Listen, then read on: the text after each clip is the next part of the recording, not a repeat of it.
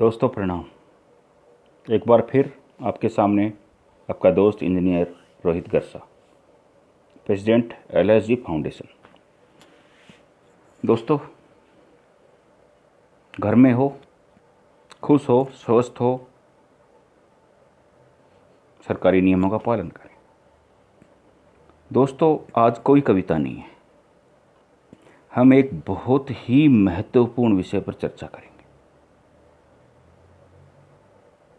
देश की अर्थव्यवस्था जिस पे टिकी हुई है। आप भी घर में बैठकर चिंतन करना कि कैसे देश की अर्थव्यवस्था को हम गति प्रदान करें, कैसे कोई नया आइडिया डेवलप हो जाए, वो कहीं मास्टर स्ट्रोक बन जाए। दोस्तों, व्यवस्थाएं हमेशा देश की हर गतिविधि को, विकास को प्रभावित करती। सामाजिक व्यवस्थाएं हों, आर्थिक हों, राजनीतिक हों। अच्छे लोगों को, पढ़े लिखे लोगों को, अनुभवी लोगों को सत्ता पे बैठना बहुत ज़रूरी है।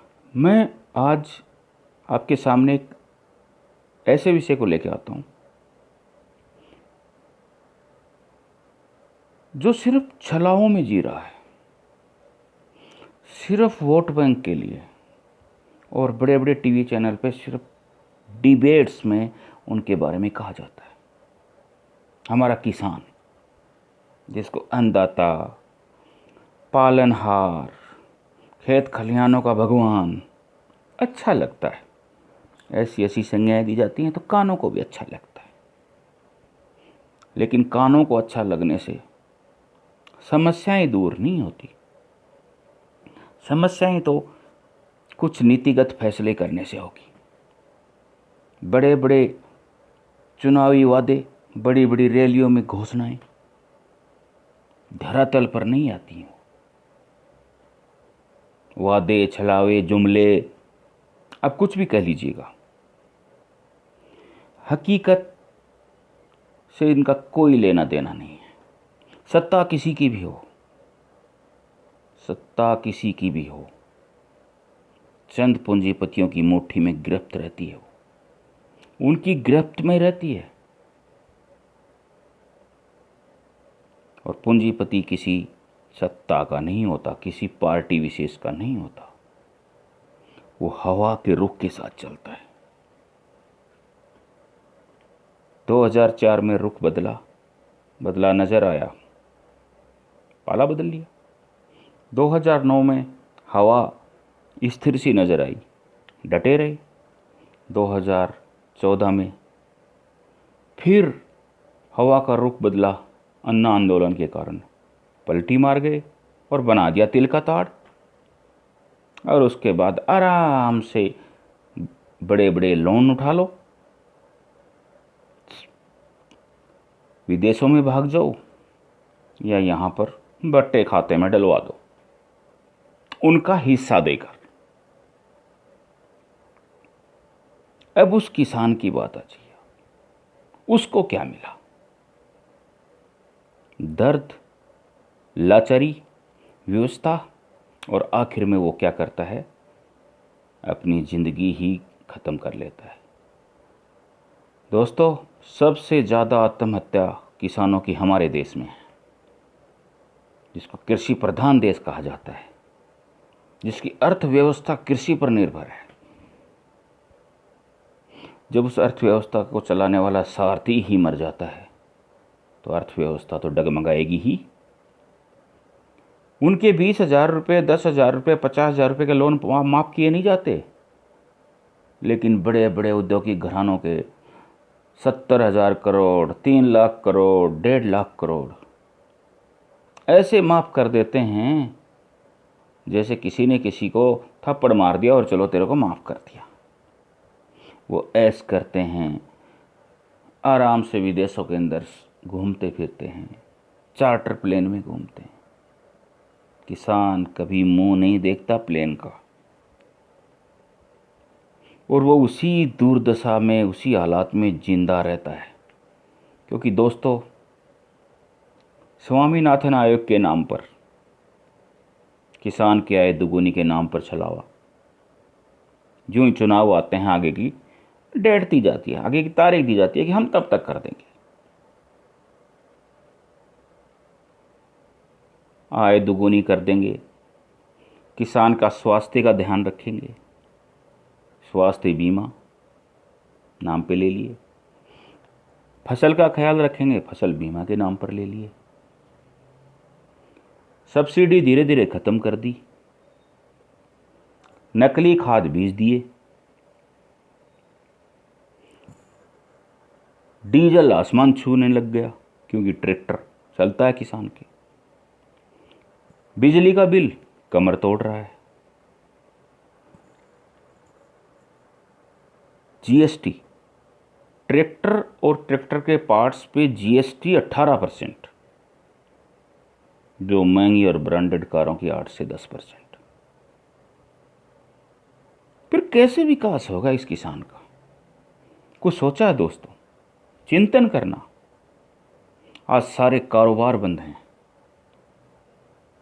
सभी दुकानें बंद हैं, यहां तक कि भगवान के मंदिर के द्वार भी बंद हैं, लेकिन एक द्वार खुला है, उस किसान का। खेत खलियान में जो तप रहा है, जल रहा है, तड़प रहा है, पसीने में लथपथ, और वो कह रहा है कि नहीं, मुझे मेरा देश जिंदा रखना है, मेरे देशवासियों को रखना है। भूख नहीं मरने देता वो किसान किसी को। आपकी कोई ज़रूरतें नहीं है घर में, आपको पता है।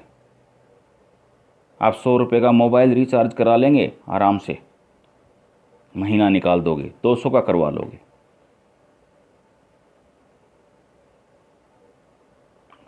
₹500 में डीटीएच और चैनल देख लोगे। कपड़ों की, ब्रांडेड कपड़ों की सब दुकानें बंद हैं, ब्रांडेड कपड़ों की आपको ज़रूरत भी नहीं है। आपको ज़रूरत है सिर्फ 2 वक्त रोटी, दूध, सब्जी। कहाँ से आता है? उसी किसान के पास से आता है, क्योंकि भूख 2 टाइम भी निकलता है ना, तो सारे सिद्धांत भूल जाते हैं, क्योंकि सिद्धांतों की बातें खाली पेट नहीं आती। जाके ज़मीन देख ले तो, अरे इसके तो बहुत ज़मीन है, इसको ज़रूरत क्या है? किसान तो यूं ही चिल्ला रहा है। तो किसान यूं चिल्ला रहा है तो फिर वो आत्महत्या क्यों कर रहा है? क्यों लटक कर अपनी ज़िंदगी ख़त्म कर रहा है? क्या उसको परिवार का सुख नहीं चाहिए? या उसको अपने लेकिन वो विवश है, क्योंकि उनकी ज़रूरतें पूरी नहीं कर पा रहा है। जब शहर में रहने वाला आदमी 1-1, 1.5 लाख रुपए महीने के कमाने वाला, साल के 10 से 12-15 लाख रुपए कमाने वाला, अपने बच्चे को कहीं अच्छे जगह तैयारी कराने के लिए आईआईटी मेडिकल के लिए भेजता है, तो एक बच्चे पर 3 लाख रुपए का खर्चा आता है दोस्तों साल का। 2 बच्चे हों तो 6 लाख का उस आदमी के पसीना आ जाता है तैयारी कराने के लिए। वो किसान कहाँ से भेजेगा? उसके तो लाख रुपए की साल की कमाई नहीं है। विवश है वो, क्योंकि ये सब राजनीतिक षड्यंत्र हैं। क्योंकि आप शिक्षा को उस स्तर पर ले जाओ जहां आम आदमी से बाहर हो जाए। ये सब साजिश हैं, क्योंकि शिक्षा का कारोबार इस देश में सबसे सुरक्षित इन्वेस्टमेंट माना जाता है, और है भी। जितने भी राजनेता, जितने भी उद्योगपति, सबके इंस्टीट्यूट्स मिलेंगे आपको, क्योंकि नीति निर्धारक वो हैं, फीस वो निर्धारित करते हैं। आईआईएम में जाते हो, 5-5 लाख रुपए फीस है, कहाँ से देगा किसान का बेटा? कहते हैं लोन दे रहे हैं, लोन कौन चुकाएगा? वो रोजगार आपके पास है नहीं। फिर लोन लेने के लिए वहाँ चप्पलें घिस जाती हैं, गारंटर चाहिए होते हैं, ज़मीनों में कागज़ रखने पड़ते हैं, क्योंकि सरकारी बाबू निचोड़ता है सबको। एक किसान के पर हेक्टर 20,000 रुपये का खर्चा आता है। और उसमें 20,000 रुपये का माल पैदा होता है। 40,000 रुपये में से 20,000 रुपये निकाल तो 20,000 का माल पैदा होता है। 6 महीने का है। किसी के लाख रुपए की पैदावार होती है, किसी के 50,000 की, किसी के 2 लाख की। आखिर में जब चुकाते चुकाते वो आता है, बाजार के भी चुकाने होते हैं, बिजली के बिल भी चुकाने होते हैं, बच्चों के कपड़े भी होते हैं, स्कूल की फीस भी होती है, करते करते वो फिर कर्ज में डूबा होता है। और अच्छी इंस्टीट्यूट्स में भेजने का या डॉक्टर, इंजीनियर, आईएएस बनाने का सपना तो सपना ही रहता है उसका। या तो वो फौज में भेजता है या खेत में काम करता है। फौज में सरहद पर भी वही मरता है, खलिहानों में भी वही मरता है। दर्द होता है दोस्तों। क्या मिल रहा है? शिक्षा से वो वंचित, स्वास्थ्य से वो वंचित। आप देखिए एक 25-25 साल के लड़के को जाकर वो बुढ़ापा झलकने लग गया उसमें, क्योंकि मानसिक तनाव इतना होता है, ज़रूरतें इतनी होती हैं, और ऊपर से सरकारी डंडा अलग। हजारों करोड़ उद्योगपति दोस्तों के माफ़ कर दिए जाते हैं, लेकिन उसके 10-20 हज़ार के लिए कुर्की निकल आती है। ये असमानता क्यों दोस्तों? ये इसलिए कि सत्ता इनकी नहीं है, सत्ता किसान की होनी चाहिए। किस्मत से 1-2 बार सत्ताएं किसानों की आई, 77 में, 89 में, 96 में। पूंजीपतियों ने सरकार वहीं ख़त्म करवा दी। पैसे के दम पे सांसद खरीद लेते हैं, विधायक खरीद लेते हैं, और खेल फिर वही चलने लग जाता है। आज के हालात क्या करें दोस्तों? अपना रीअसेसमेंट कीजिए। अर्थव्यवस्था उस गांव में खेत खलिहान से चलती है, क्योंकि बाज़ार में पैसा किसान का होता है, क्योंकि 70% है। 70% का पैसा जब बाज़ार में आता है तो बाज़ार चलता है, कारोबार चलता है। स्वामीनाथन आयोग ठंडे बस्ते में, इंश्योरेंस कंपनियां इंश्योरेंस के पैसे खा गई, सब्सिडी के नाम पर छलावा। 6-6 हज़ार रुपये साल के दे रहे हैं, उसके नाम पर छलावा। 6,000 देकर आप 20,000 ले भी तो रहे हो वापिस। अपने गैस सिलेंडरों में बढ़ा दिए, सब्सिडी घटा दी। डीजल में आसमान छू रहा है, बीज खाद में, यूरिया में, सब में पैसे बढ़ा दिए। बिजली के बिल बेतहाशा बढ़ते जा रहे हैं। सामाजिक और आर्थिक स्तर कैसे सुधारे वो किसान? दोस्तों, लड़ाई ये सिर्फ उस किसान की नहीं है, लड़ाई इस देश की है, देश के नागरिक की है। वो जिंदा है तो हम जिंदा हैं। अगर वो आज वो भी घर में बैठ जाए छुप के, तो 2 दिन में इस देश के अंदर त्राही मच जाए। न दूध मिलेगा, न सब्जी मिलेगी, न अनाज मिलेगा। लेकिन वो बैठ नहीं रहा है, वो डटा हुआ है। वो कह रहा है कि कोरोना क्या बिगाड़ेगा मेरा। बस उस जज्बे को जिंदा रखवाओ दोस्तों। आवाज़ उठाइए उस किसान की। वो बेमौत फांसी चढ़ रहा है, बेमौत मर रहा है, तिल तिल कर मर रहा है, रोज मर रहा है, तड़प रहा है। उनकी आंखों में आप व्यवस्था देखिए, उनके कपड़े देखिए, आपको बदबू आती है उनसे। वो उस मिट्टी के अंदर अपना खून पसीना मिलाता है, उस पसीने की बदबू है दोस्तों वो। उसके लिए तो वही परफ्यूम है, वही ब्रांडेड डीओ है। बच्चों को सिखाइए कि वो अन्नदाता है, सम्मान करो उसका, उसके दम पर ही हम जिंदा हैं। हम इतने शर्मिंदा क्यों हो रहे हैं? हमारे साथ कुछ ऐसी छोटी मोटी बात हो जाए तो हम शर्मिंदा हो जाते हैं। वो किसान तो रोज शर्मिंदा होता है। वो पहले खेतों में लुटता है, उसके बाद लेकर बाजार में जाता है। आड़तिए, मंडी वाले घटिया उसकी गुणवत्ता बताकर वहां लूटते हैं उसको। उसको तो पैसे की जरूरत है, देना पड़ता है कहीं। वो कर्जदार उसके घर बैठे रहते हैं, न उसको फसल का पूरा भाव मिलता है। फिर साल में 2 बार तो ऐसा होता है कि उसको समझ में ही नहीं आता कि मैं क्या करूं। 2-3 साल में एक बार ऐसी ओलावृष्टि होती है, सूखा होता है, तो वो 2 साल में जो थोड़ा बहुत कुछ बचत की होगी वो भी खत्म हो जाती है। बच्चों की शादी करनी होती है, छोटा मोटा मकान बनाना होता है, अच्छी शिक्षा की बात होती है, वो तो भूल जाओ। शादी तो मजबूरी होती है बच्चे बच्चियों की। वो कर्ज लेके ब्याज पर वो शादियां करता है और उसके बाद वो लगातार वही दर्द, वही खौफ, वही व्यवस्था, वही लाचारी चलती रहती है इसका कर्ज उतारने में।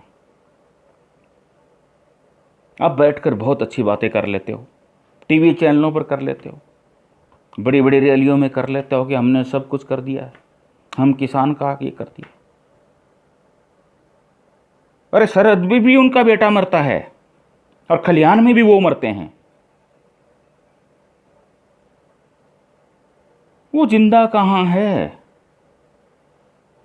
वो जिंदा दिख रहा है। और हम लोग शाम को तैयार होकर कारों में बैठकर बाहर निकलते हैं, किसी रेस्टोरेंट में बढ़िया सा डिनर लेते हैं, 5-4 हज़ार रुपये ऐसे लुटाते हैं। किसी मॉल में जाके आप गेहूं खरीदिए, सब्जी खरीदिए, दुगुने तिगुने भाव। क्या आप उस किसान से नहीं खरीद सकते जो वहां से लेके आता है? लेकिन नहीं, आपका स्टेटस सिंबल है कि हम मॉल से खरीद के ला रहे हैं। मॉल से नहीं खरीद के लाए साहब, ये मानसिकता है आपकी,